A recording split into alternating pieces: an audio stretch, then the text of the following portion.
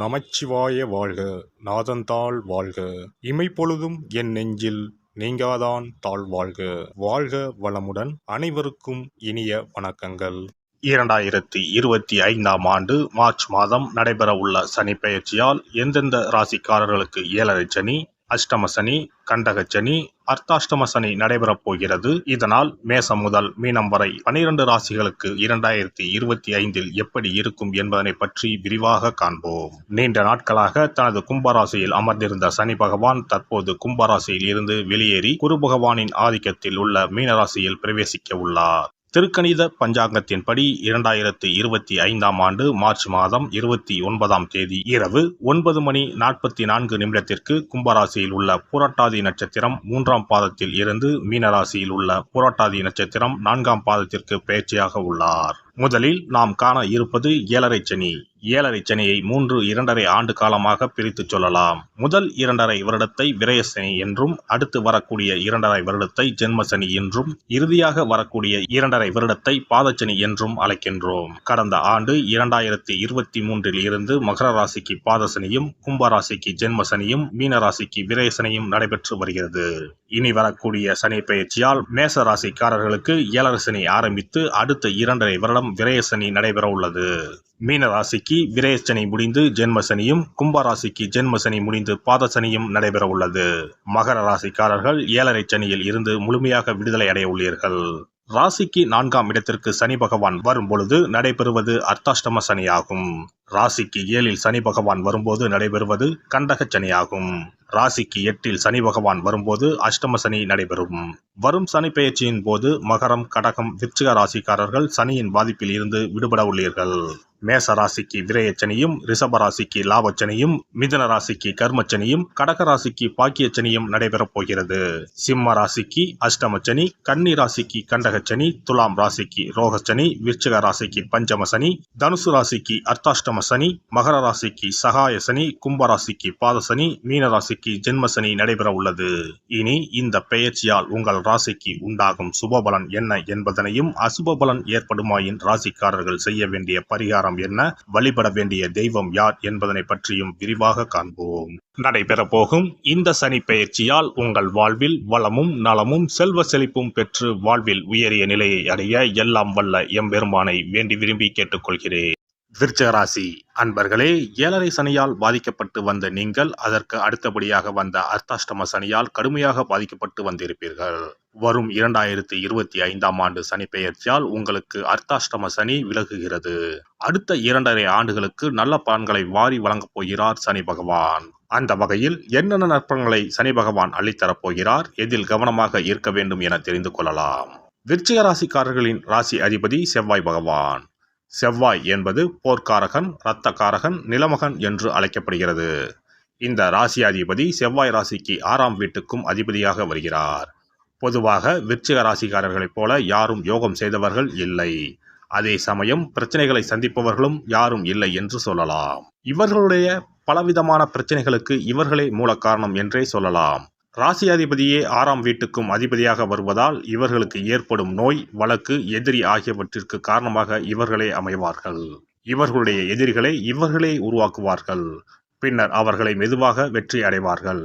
இதற்கு முன்பு ஏழரை சனியில் இருந்தபோது ஏராளமான பிரச்சனைகளை சந்தித்து இருப்பார்கள். ஏழரை சனி முடிந்த உடனேயே அர்த்தாஷ்டம சனி தொடங்கியது. இப்போது இவர்களுக்கு அர்த்தாஷ்டம சனி நடந்து கொண்டிருக்கிறது. ராசிக்கு குரு பார்வை கிடைத்ததால் உங்களுடைய விஷயங்கள் ஏதோ நடந்து கொண்டிருக்கும். ஆனால் கைகளுக்கு எந்த பலன்களும் வந்திருக்காது. சனி பகவான் 6ஆம் வீடு, 10ஆம் வீடு, ஜென்ம ராசியை பார்ப்பதால் ஜான் ஏறினால் முலம் சறுக்கும். இவர்கள் இடம், வீடு, வாகனம் தொடர்பான சொல்லிக்கொள்ள முடியாத பிரச்சனைகளை சந்தித்து இருப்பார்கள்.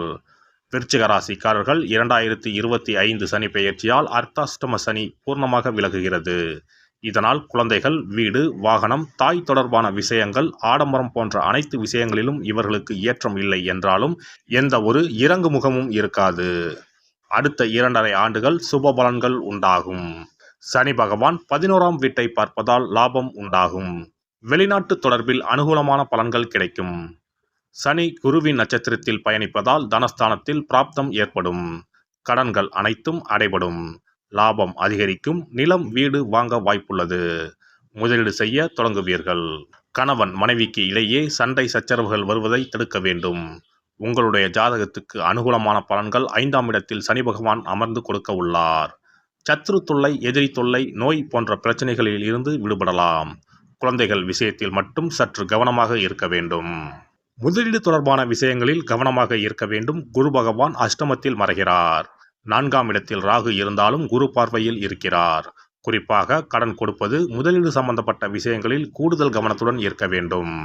மாணவர்களை பொறுத்தவரை கல்வியில் கூடுதல் கவனம் ஏற்படும். புதிய முயற்சிகள், தொழில்நுட்பத்துறை, சட்டத்துறை, தகவல் தொடர்பு துறை போன்ற துறைகளில் இருப்பவர்களுக்கு நல்ல அபிவிருத்தியான காலகட்டமாக இது அமையும். விருச்சிக ராசி பெண்களுக்கு ராசி அதிபதி செவ்வாய் அஷ்டமத்தில் மறைகிறது. செவ்வாய் என்பது கணவனை குறிக்கும். அதனால் உடல்நிலை, கணவர் சம்பந்தப்பட்ட விஷயங்களில் கூடுதல் கவனம் செலுத்த வேண்டும். விருச்சிக ராசிக்காரர்கள் மனதில் பட்டதை பேசுவார்கள். யாரிடம் பேசினாலும் கவனமாக பேசுவது நல்லது. செவ்வாய் என்பவர் தொடக்கத்தில் 9ஆம் வீட்டில் நீச்சம் என்பதால் தந்தையின் உடல் நலத்திலும் கவனம் வேண்டும். ராசியாதிபதி செவ்வாய் பகவான் என்பதால் பொதுவாக இவர்களுக்கு முருக வழிபாடு மற்றும் குரு வழிபாடு கை கொடுக்கும். சனி பகவானுக்கு பிரத்யேக வழிபாடு தேவையில்லை. சிறப்பு பரிகாரம்.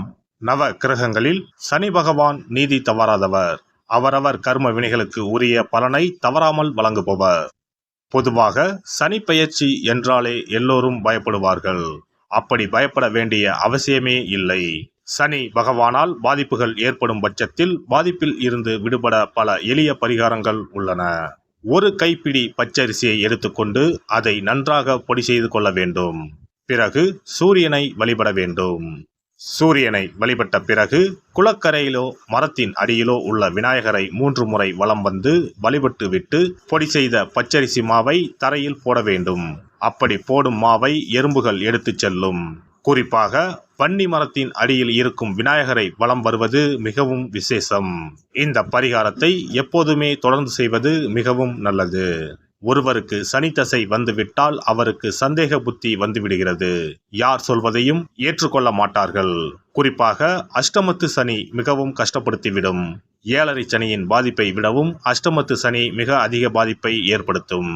அஷ்டம சனி நடப்பவர்கள் சனியினால் ஏற்படக்கூடிய பாதிப்புகளில் இருந்து விடுபட பின்கூறும் நியதிகளை கடைபிடித்தால் பாதிப்புகளின் தாக்கத்தில் இருந்து விடுபடலாம்.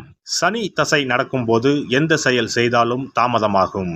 அதற்காக கோபப்படக்கூடாது. பொறுமையாக இருக்க பழகிக்கொள்ள வேண்டும். தினமும் காகத்துக்கு எள் கலந்த சாதம் வைக்கவும். பிரதோஷ பூஜைகளில் பங்கேற்பது நல்லது. சனிக்கிழமை தோறும் சனி பகவானுக்கு இரும்பு அகல் விளக்கில் நல்லெண்ணெயில் தீபம் ஏற்றி வழிபடவும். கருங்குவளை மலர்களால் சனி பகவானுக்கு அர்ச்சனை செய்து வரலாம். வன்னி மர இலைகளை மாலைகளாக தொடுத்து சிவபெருமானுக்கு சனிக்கிழமை தோறும் சாற்றி வணங்கி வழிபடவும். சனிக்கிழமை அன்று அசைவ உணவு கண்டிப்பாக சாப்பிடக்கூடாது. சனிக்கிழமை தோறும் நல்லெண்ணெய் குளியல் செய்தால் கெடுதல் குறையும். விநாயகர் வழிபாடு செய்யலாம். அனுமன் வழிபாடு சனி பகவானின் தொல்லைகளை குறைக்கும். ஞாயிற்றுக்கிழமை மாலை ராகு கால வேளையில் கால பைரவரை வணங்கி வரலாம். தேய்பிறை அஷ்டமி நாளில் கால பைரவரை வணங்கி வருவது நன்மை தரும். ஏழை மாணவர்களின் படிப்பு செலவுக்கு உதவலாம். சனி பிரதோஷ வழிபாடு செய்வது சிறப்பு.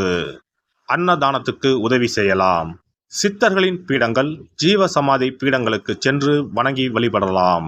வன்னி மரத்தை சுற்றி வந்து வணங்க வேண்டும். இதனால் சனி பகவானின் கொடுமையான பாதிப்புகள் விலகிவிடும். பிரதோஷ காலத்தில் சிவபெருமானுக்கு வில்வ இலை கொடுத்து வணங்க வேண்டும்.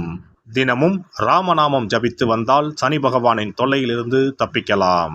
கால்கள் இல்லாமல் நடக்க இயலாதவர்களுக்கு இயன்ற உதவியை செய்யலாம். இந்த வழிமுறைகளை முறையாக கடைபிடித்து சனியினால் ஏற்படக்கூடிய பாதிப்புகளின் தாக்கத்தில் இருந்து விடுபடலாம்.